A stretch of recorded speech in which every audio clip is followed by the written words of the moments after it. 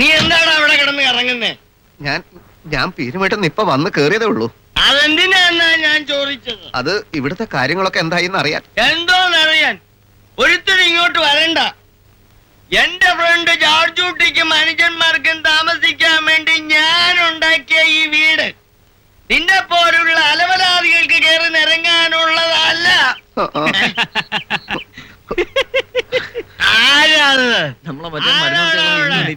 എപ്പോഴായാലും നമുക്ക് ഇടി ഉറപ്പാണ്.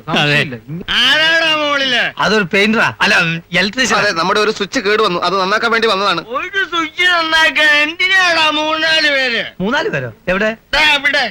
അത് ഒരാളാ സാറ് കുടിച്ചോണ്ട് 3 ആളായി തോന്നിയതാ.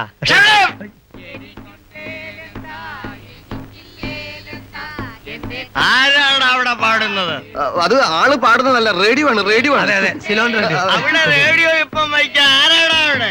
ഇപ്പൊ കറണ്ട് വന്നിട്ടുള്ളൂ, മെയിൻ ഓഫ് ആക്കിയിരിക്കായിരുന്നു. അതെ, അതിന് ശബ്ദം ഒന്ന് കുറച്ച് വെക്കാൻ പറ. ഇപ്പൊ പറയാം. എന്റെ കാർ എവിടെ? ഇവിടെയാണ്, ഇങ്ങോട്ട് വന്നോ.